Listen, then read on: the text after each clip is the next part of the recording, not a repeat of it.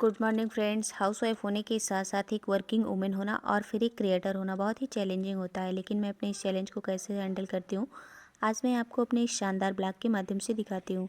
सूर्य भगवान निकल रहे हैं, सुबह के 7:30 पौने 8 हो रहे हैं और शर्माते हुए किस तरह से निकल रहे हैं। तो मैंने सूर्य नमस्कार किया। मैं 7 बजे उठ गई थी और सारे वर्क मैंने कंप्लीट कर लिए थे जो आपने पिछले ब्लॉग में देखा।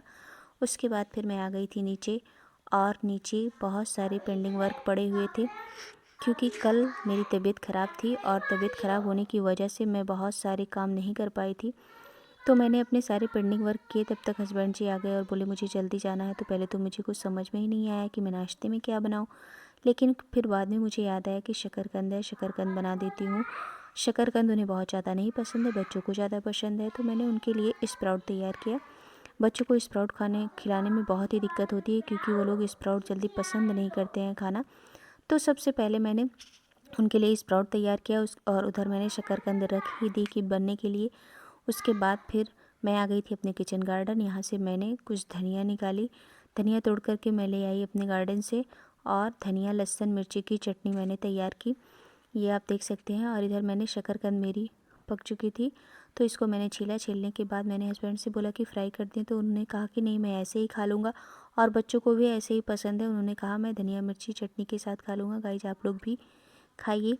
उसके बाद वो रेडी हो चुके थे, नाश्ता हो चुका था उनका, लेकिन उनका कुछ काम रह गया था और उन्होंने मुझसे कहा कि चलिए, और जो है कुछ चीज़ें उनको नहीं मिल रही थी।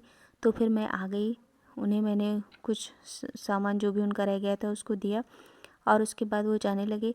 तो मैंने कहा आज तो घर में बहुत सारे वर्क हैं। तो बोल रहे हैं रो मत, सारे वर्क आपके हो जाएंगे, टेंशन मत लो, सारे काम कंप्लीट हो जाएंगे। और उसके बाद फिर हम लोग हंसते हुए बाहर निकल दिए। कुछ न ये लोग जाते जाते कुछ ना कुछ भूलते ही रहते हैं। तो फिर लास्ट में इन्होंने बोला कि मैं चश्मा भूल गया हूँ, मेरे चश्मा ले आ करके दे दो। तो फिर मैंने इनका चश्मा दिया और बाहर देख रहे हैं गाइस कितना कोहरा है। कोहरा इतना ज़्यादा था, 9 साढ़े 9 बजे की बात है और इतना ज़्यादा कोहरा था। तो हस्बैंड जी इस तरह से फिर निकल गए और उसके बाद फिर बाहर देखिए क्या नज़ारा है। हस्बैंड जी जा रहे हैं, उसके बाद मैं आपको दिखाती हूँ। ऊपर आसमान पर एक सुंदर सी रॉकेट निकली थी, मैंने उसकी भी वीडियो बनाई, आप भी देखिए। ये देखिए बहुत ही सुंदर रॉकेट है, तो ये मुझे बहुत ही प्यारी लगी तो मैंने इसकी वीडियो बना ली।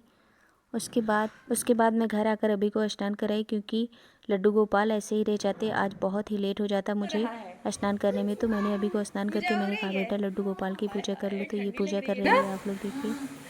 नहला दिया लड्डू गोपाल को, कैप भी लगा दिया। हाय हाय कितने प्यारे प्यारे लग रहे हैं। मुंह तो धुल लेने। हाँ, आ जाओ आप भी कपड़े का पहन लो, खिला दिया ना, जल्दी आओ कपड़े पहनो बेटा। हाय ठंडी, जल्दी कपड़ा पहन लो नहीं ठंडी लग जाएगी। आओ चलो पहनाए।